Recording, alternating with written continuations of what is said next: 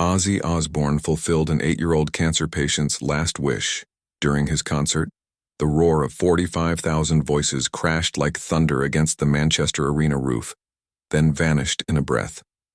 Ozzy Osbourne froze mid-stride, microphone trembling at his lips, eyes locked on a single cardboard sign in the front row. Ozzy, you are my superhero. My last wish is to see you. Lucy. What happened next would echo through hospital corridors, across stages and airwaves, and into the lives of children the world over.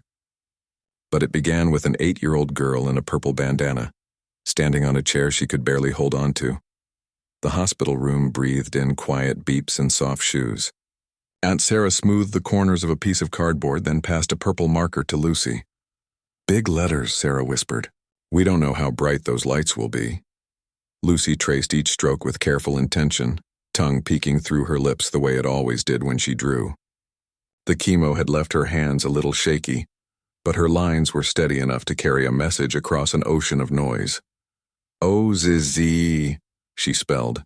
"You are my superhero." "Perfect," Sarah said, blinking quickly at a sudden sting behind her eyes. She brushed a strand of hair behind Lucy's ear and met only the soft cotton of the bandana. "Do you want to add your name?" Lucy nodded. Luqy. When she finished, she smiled the small, brave smile that had appeared in their lives 6 months ago with the first notes of a song called Dreamer. "Do you think he'll see me?" "I think," Sarah said, choosing her words as if they were porcelain, "that if there's any man alive who knows how to hear a whisper in a storm, it's him." They practiced holding the sign. They practiced waving carefully, resting, breathing through the ache that came when Lucy's port tugged beneath her skin. They practiced hope, and then, close to 2 in the morning, they closed their eyes and imagined a stage the size of a city and a man with a voice like road gravel softened by rain. The arena swallowed them whole. Light rose and fell like tides.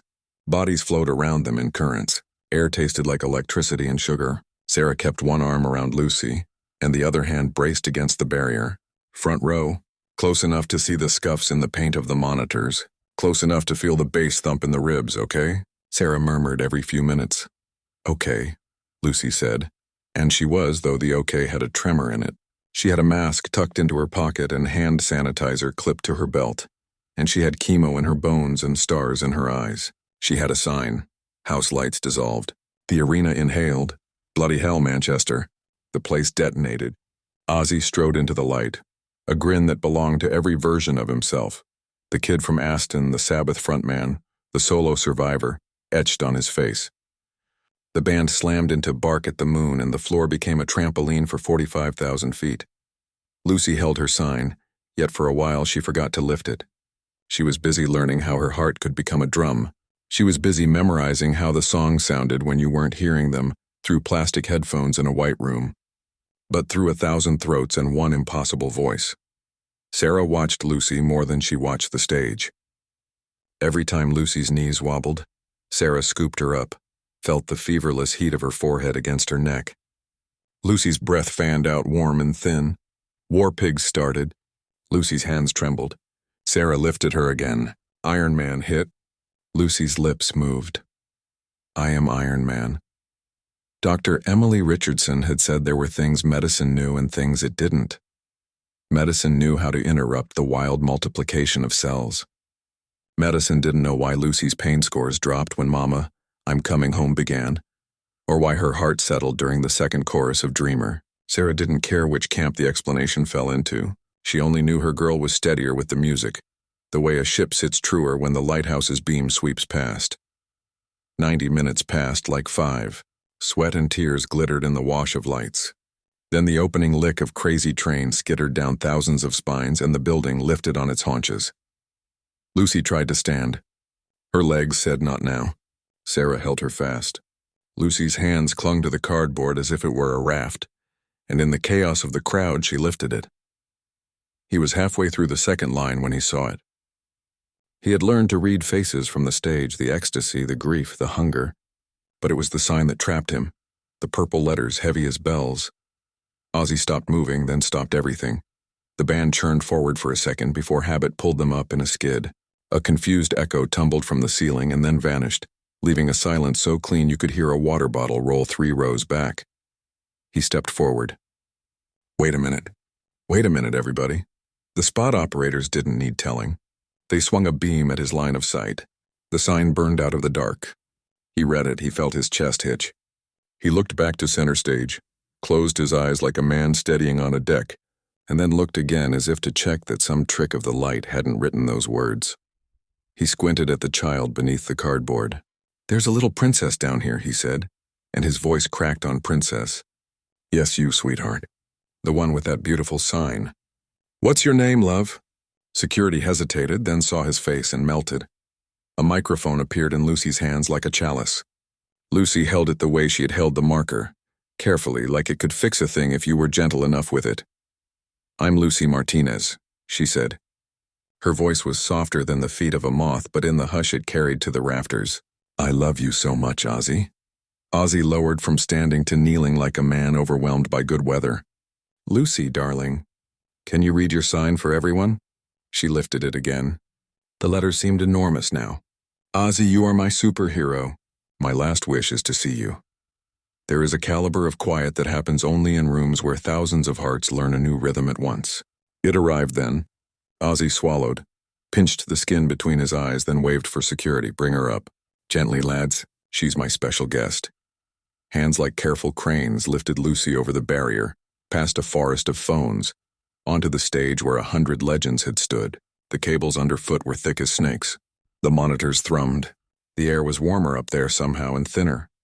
Ozzy knelt again so his eyes and Lucy's were level. The creases in his face were maps of a country he had traveled by mistake and made home anyway. What are you fighting, love? He asked, and it was all tenderness, all the old Birmingham in his vowels. Bone cancer, she said, but I might get better if I stay strong. Your songs make me strong. His breath broke. You know what? I've been fighting my demons for 50 years. Different demons than yours, but demons all the same. He smiled, and the smile had the weight of a confession and the light of a sunrise. Music saved my life. Maybe it'll save yours. Lucy didn't look away. Children with cancer learn quickly what it means to look at a thing and hold it with your eyes. Which song do you think is the strongest? She asked. He laughed, a small surprise sound. Clever girl. Which one's yours? Dreamer. She didn't hesitate. It helps me believe. Ozzy stood, turned, and swept an arm toward the crowd. Manchester, he said. This little warrior is about to teach us how to dream. The drummer raised his sticks. Guitars found the key. A hush pinwheeled down from the gods. Ozzy pulled Lucy closer so they shared a single microphone. He nodded at her like a conductor starting a symphony, like a father offering a daughter the floor. I'm just a dreamer, he began. Softer than the record. Not a proclamation this time, but a prayer. I dream my life away. Lucy followed. At first her voice was a thread. Then, on the second verse, it tugged the room tight. I'm just a dreamer, she sang alone. And the band leaned back, and even the lights seemed to dim a fraction to hear better. Who dreams of better days? The verse wasn't technically perfect. It was something else, truer than perfect. Grown men in denim and leather sobbed into their sleeves. Women pressed their palms to their mouths and breathed humid clouds into the air. Phones shook as their owners realized there were moments you were not meant to capture but to be captured by. When they reached the final chorus, Ozzy didn't sing so much as hum, an undercurrent holding up a river. Lucy finished, and the room erupted. The ovation lasted a very long minute. When it finally settled, Ozzy leaned in until Lucy could feel his breath against her ear. You're the real rock star, love. Never give up. He waved Tony Iommi over. Tony had stepped out for a guest spot, and took the backup guitar from him, the one with 1,000 hours of stages in its wood. He put the strap around Lucy as if knighting her. This one's played me through 15 years, he said to the crowd, to Lucy, to the future. It's yours, Lucy. On one condition. When you get better, and you will, you come back and play it with me. Lucy looked down at the instrument, then back up, her eyes 2 galaxies startled to find each other. Really? For the bravest girl I've ever met, he said simply. Backstage smelled like coffee and flight cases. It sounded like laughter and last-minute panic. But in the small dressing room where Ozzy sat with Sarah and Lucy, it felt like a kitchen on a holiday morning, quiet and warm and full of something that made you want to breathe more deeply than usual. How's the treatment going? Ozzy asked. The question was plain and terrible and kind. Sarah started to answer and couldn't finish. It was not grief that clogged her throat. It was gratitude. She tried again. It's difficult. Insurance is complicated. There are protocols we can't access, specialists we can't see. I work double shifts. We make do. Ozzy nodded as if accepting a set list. All right, love. He pulled out his phone. Sharon? His voice changed when he spoke to his wife. Fell into a register that only two people ever find together. I need you to do something. There's a little girl, Lucy, bone cancer. We need the best pediatric oncologists in the world. We need them now. And we need to take the money conversation off the table. Sarah protested instinctively. Mr. Osbourne, we can't. You can, he said gently. Because I can. He hung up and the room felt rearranged by the shape of that decision. Tomorrow, he said, if you'll have me, I'll come to the hospital. I've got an acoustic. We'll keep it quiet, no circus. Just songs. Lucy's mouth made an O. For me? For anyone within earshot? The next morning, the oncology ward wore a different kind of quiet. Nurses moved like dancers, the way they do when they are keeping the whole world from toppling over. Dr. Emily Richardson rubbed at a spot between her brows that had become a permanent crease. Then Ozzy Osbourne walked in with a battered guitar case and a bottle of sanitizer clipped to his belt loop. Good morning, rockstar, he said to Lucy. And there was more sunlight in the corridor. They found a spot in Lucy's room under a paper cutout of a moon someone had taped to the wall. Ozzy sat in a plastic chair that squeaked like a small bird every time he shifted. He tuned by ear, absent-mindedly humming notes like a kettle in the next room. He played Dreamer first, of course. Then Mama. I'm coming home because Lucy asked for it with a whisper that made the nurses in the hall blink quickly. He played songs that had never been hits but were bones in the skeleton of a career. He played bits of Sabbath riffs with the gain dialed down to nothing. Other children wandered near the door, then into the room. Parents hovered, unsure, then eased in when Dr. Richardson nodded.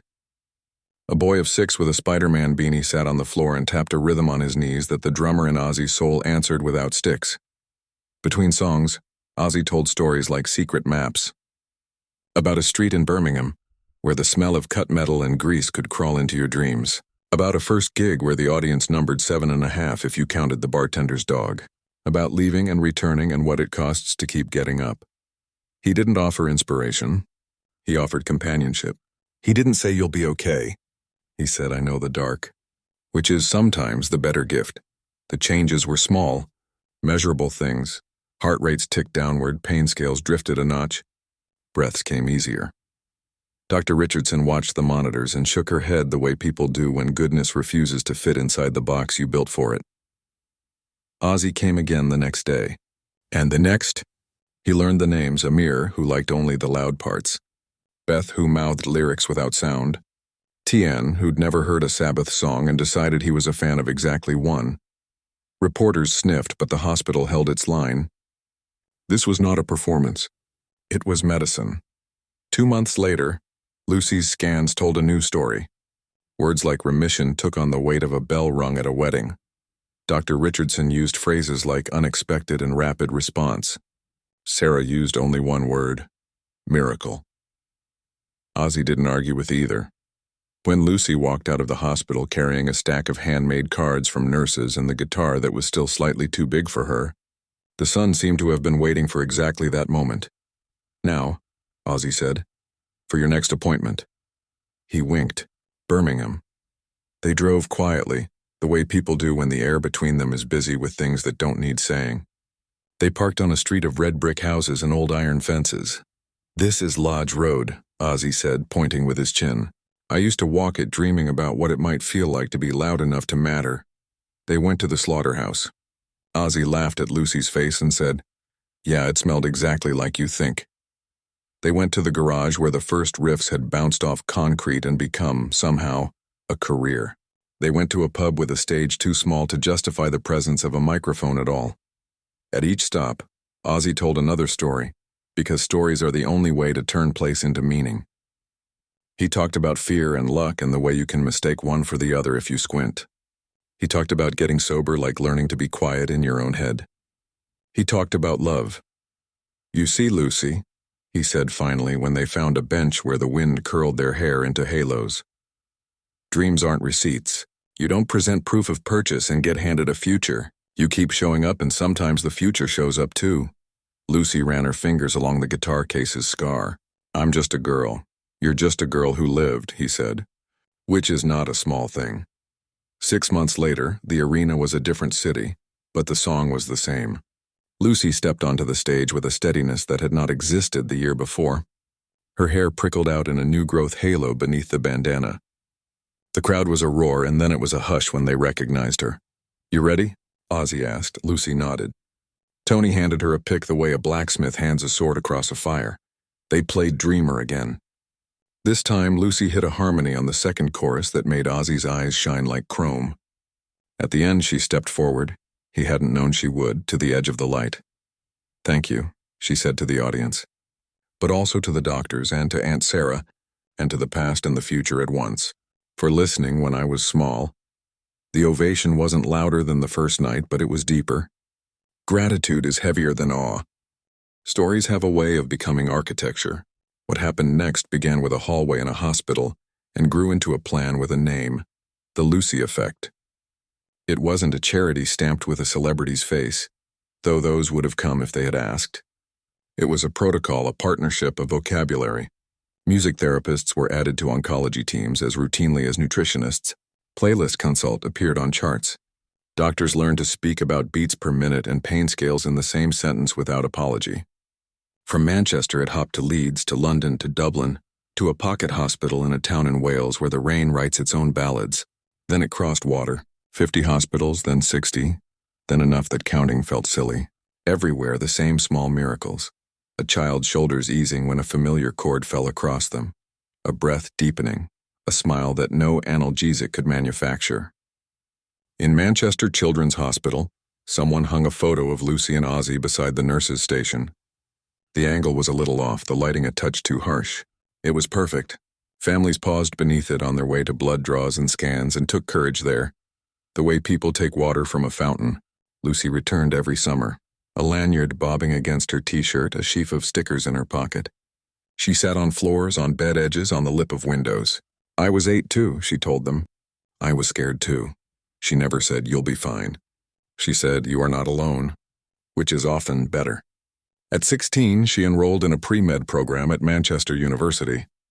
When people asked why, she said, because I know how it feels on the other side of the stethoscope. She carried the guitar pick Tony had given her in the small coin pocket of her jeans. Ozzy told the story on the road whenever the night asked for it. He told it on TV when interviewers tried to hand him questions about scandal, and got something gentler, more dangerous instead. He told it in dressing rooms to kids who had won contests and to roadies nursing old wounds and to himself when the dark pressed in. Music doesn't just entertain, he'd say at the end, and the lights would fall softer as if to listen. It heals. It saves. It transforms. A little girl taught me that. On a rainy Tuesday that behaved like a Monday, a letter slid under Ozzy's hotel door. Inside was a drawing of a girl with a purple bandana, singing into a microphone. The girl had a cape. Above her, in a scrawl practicing adulthood, it read, Dear Mr. Osbourne, my name is Amir, I'm 9. The nurses play Dreamer when I get scared, it helps. I made you this drawing because my mum says heroes need pictures on their walls, so they remember they are heroes. Love. Amir Ozzy put the drawing in his suitcase, then in a frame, then in whatever house he and Sharon were in that month. Sometimes when sleep shook him awake and the old hollows asked their questions, he looked at the cape and laughed softly and went back to bed. Years pass differently when you measure them in songs instead of seasons. Lucy turned 18, then 19. The purple bandana moved into a drawer. The scar from the port faded like a road takes back old tire tracks after a gentle rain. There was a benefit at the arena again. This time the lights were different, less riot, more cathedral. Ozzy stood in the center with a stool. The band waited in the wings. He told the story, how it began with a sign and a silence. Tonight, he said at the end, I'd like to welcome someone who knows this stage as a battlefield and a garden. Lucy walked out, white coat over jeans, stethoscope like a necklace. She waved awkwardly as if afraid to break something invisible. The crowd made the sound that happens when joy shows up late and you didn't dare hope it would. They didn't sing Dreamer this time. They sang Changes. Lucy's voice had learned some new courage in the years since. It climbed into a harmony that felt like turning a key. When it ended, Ozzy put an arm around her shoulders and leaned his head against hers like a brother. "Look after them," he whispered, meaning the children, the songs, the stories, the ward with the paper moon. "I'm trying," she said. "We all are." In a different hospital on a day nobody will write an article about, a father held his son's hand while a nurse adjusted a drip. The boy was 10, tired in the way that comes from too much endurance. A music therapist with a battered guitar stepped in. "Any requests?" The boy shrugged. The father said, "Do you know Dreamer?" The therapist smiled. "Everybody knows Dreamer." They played softly. The boy's breathing slowed. A junior doctor noted the numbers. The father put a knuckle against his mouth and bit back a sound. In the hallway, 2 nurses stopped under a photo of a girl with a bandana and a man with a microphone and pointed to it like a compass before turning toward their next room. No cameras. No legend on a stool. Only the ordinary day, which was always the miracle all along. If you were in Manchester that first night, and you close your eyes, you can still feel the air trembling at the moment the sign rose.